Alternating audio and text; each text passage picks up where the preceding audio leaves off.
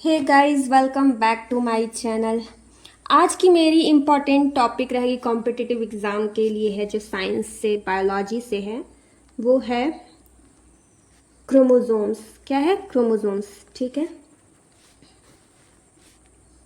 ये खास करके यूपीएससी के लिए है, लेकिन और भी अदर कॉम्पिटिटिव एग्ज़ाम्स में काम आते हैं ये, तो इसका भी मैं रिवीजन कर ले रही हूँ एक बार। ठीक है, कितने, सबसे पहले हमें जानना है कि ह्यूमन बींग्स में कितने क्रोमोसोम्स पाए जाते हैं। अगर क्वेश्चन पूछ दिया तो हम लिखेंगे कि 46 क्रोमोसोम्स। CH मतलब यहाँ पे आप जान लेना क्रोमोसोम्स मैं बोली कितने, 46 क्रोमोसोम्स पाए जाते हैं ह्यूमन बींग्स में। ठीक है ना। अब ये यहाँ पर मैं बताती हूँ कि जैसे एग्जाम्पल दे रही हूँ, XX P1। ठीक है, पेयर है ये P1, पेयर 2। ठीक है, और फिर यहाँ पे इस तरह के पेयर में होते हैं, मतलब P2 means pair, P1 is pair, pair 1 pair 2, इस तरह के पेयर में आपके क्रोमोसोम्स पाए जाते हैं। ठीक है ना। थर्ड पॉइंट क्या है इम्पॉर्टेंट यहाँ पर समझाने लायक, कि जेनेटिक मटेरियल के स्ट्रक्चर्स को क्या कहते हैं हम? क्रोमोसोम्स कहते हैं। ठीक है ना। जेनेटिक मटेरियल के स्ट्रक्चर को क्या बोलते हैं हम? क्रोमोसोम्स बोलते हैं।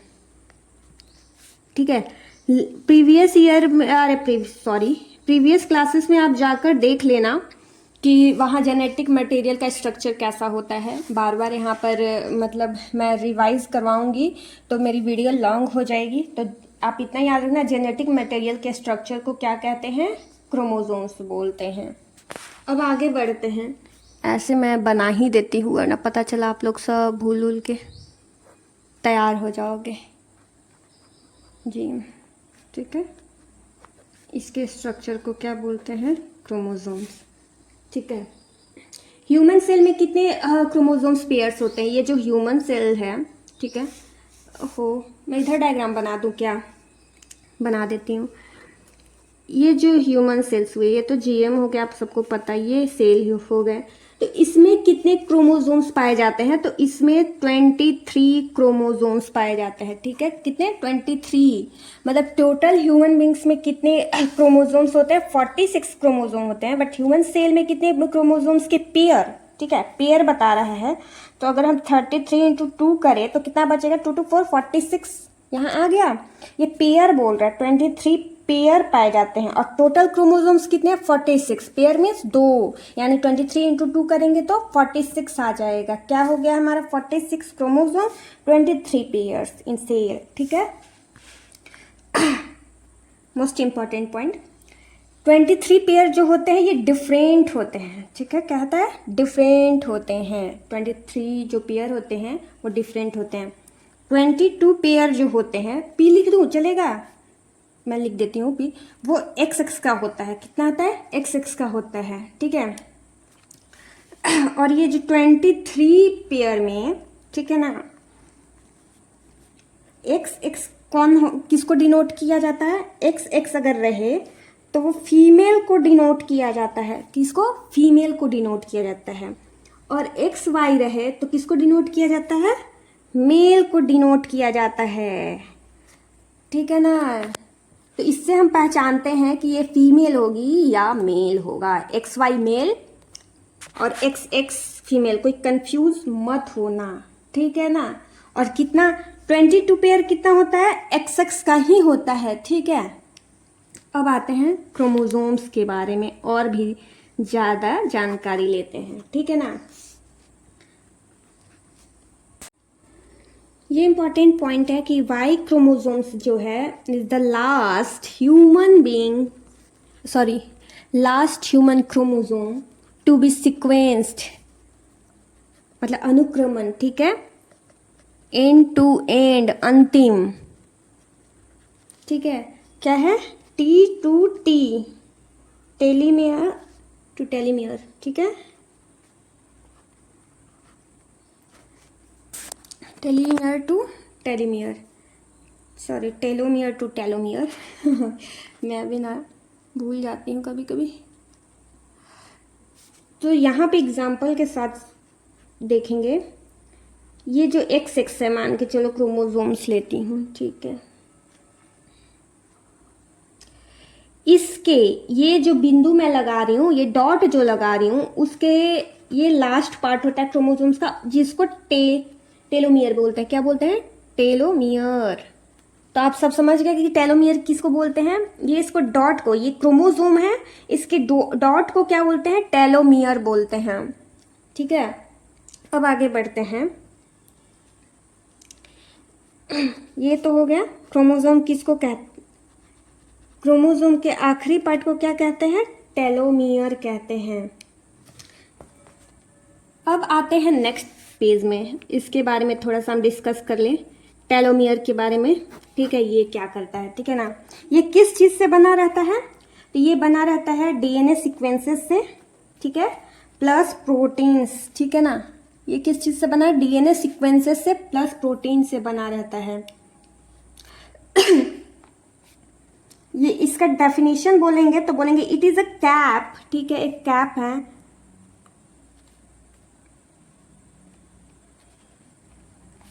It is a cap and protect the end of a chromosome.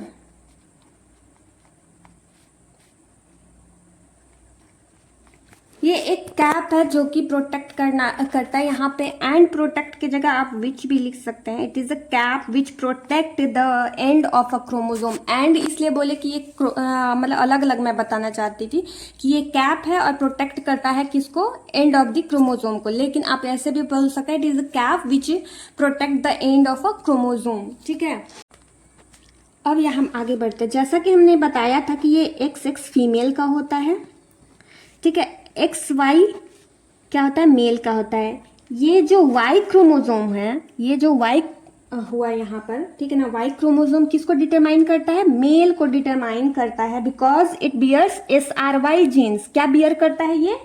SYR genes. इसका फुल फॉर्म हुआ सेक्स डिटरमाइनिंग रीजन Y, ठीक है ना, region Y, x determining region Y. SRY का फुल फॉर्म क्या हुआ? सेक्स डिटरमाइनिंग रीजन वाई, ठीक है ना। अब आगे बढ़ते हैं। ये हो गई मदर, ठीक है, ये हो गया फादर, ठीक है। मदर में जो है ओवम क्या रहता है? XX का, और जो फादर में होता है स्पर्म XY का, ठीक है। इतना तो सबको पता है पहले से भी। ओवम में कितना? 2 क्रोमोसोम्स बनते हैं। कितने बनते हैं ओवम में? 2 क्रोमोसोम्स बनते हैं। जैसे X बन गया, X बन गया, ये हो गया 2 क्रोमोसोम्स, ठीक है। इसमें क्या होता है? स्पर्म में भी 2 क्रोमोसोम्स बनते हैं। कौन कौन सा बनता है? X और Y। Y क्या करता है? वो डिटरमाइन करता है कि ये मेल है, ठीक है। और यहाँ आते हैं fusion of sperm and ovum, मतलब ये दोनों का फ्यूजन, ठीक है, ओवम, ये दोनों के फ्यूजन, ठीक है। फ्यूजन को हम क्या बोलते हैं? ये जब दोनों फ्यूजन मतलब मिलता है तो इसको क्या बोलते हैं? एम्ब्रॉय और जाइगोट। क्या बोलते हैं? एम्ब्रॉय और जाइगोट। यहाँ तक तो हम पढ़ लिए। ये बी है भाई, पी नहीं है, एम्ब्रॉय है और जाइगोट है। कभी कभी लिखने में प्रॉब्लम हो जाती है, ठीक है। अब आते हैं, नोट करो इस पॉइंट को, ठीक है। सेक्स डिटर्मिनेशन मेल, ठीक है, मतलब फादर पे डिपेंड करता है। किस पे डिपेंड करता है? फादर पे डिपेंड करता है, क्योंकि उन्होंने XY पाया है। मेल क्या पाया है? XY पाया है। तो सेक्स डिटर्मिनेशन किस पे डिपेंड करता है? क्वेश्चन आया तो फादर यानी मेल यानी XY पे डिपेंड करता है। और आगे बोले तो Y is always contributed bye sperms, XY, ठीक है, कितने किसके बाद? ऑलवेज कॉन्ट्रीब्यूटेड बाय स्पर्म्स से, ठीक है ना। एक्स किससे होता है? बाय एग्स होना चाहिए, और स्पर्म्स दोनों से। देखो ये क्या कहने का है कि वाई से ऑलवेज हमें पता चलेगा कि ये मेल है, और एक्स जो होता है वो होता है आपके इसमें भी क्या कहते हैं, एग में भी होता है, और आपके साथ साथ स्पर्म में भी होता है, मतलब ओवम में भी होता है और स्पर्म में भी होता है, लेकिन वाई जो है सिर्फ कहाँ रहता है, स्पर्म में होता है। यहाँ तक क्लियर है। और आगे बढ़ती हूँ। अब नेक्स्ट है कि ये जो वाई होता है, ठीक है, जो मेल वाला हुआ, वो क्या हुआ, सिमिलर होता है किससे, एक्स से। कैसे, कंटेन्स करता है कितना, just around 100 protein coding genes, ठीक है, 100 प्रोटीन कोडिंग जीन्स कंटेन करता है, ठीक ना। आगे बढ़ते हैं। इम्पॉर्टेंट पॉइंट ही यहाँ मैं बता रही हूँ, जो इसके बाद पढ़ने की आगे जरूरत नहीं है। ये तो हमेशा मैं बार बार बोल रही हूँ, वाई ऑकर्स कहाँ, मेल में, ठीक है, केवल मेल में, ठीक है। वाई रिप्रेजेंट्स क्या करता है, 2% ऑफ इंटायर ह्यूमन जीनोम्स, ठीक है। मैं इसको अच्छे से लिखती हूँ शॉर्ट फॉर्म में। वाई क्या करता है, 2% कंटेन करता है कितना, इंटायर ह्यूमन जीनोम्स का, सॉरी। और एक्स क्या करता है, 5% कंटेन करता है, ठीक है।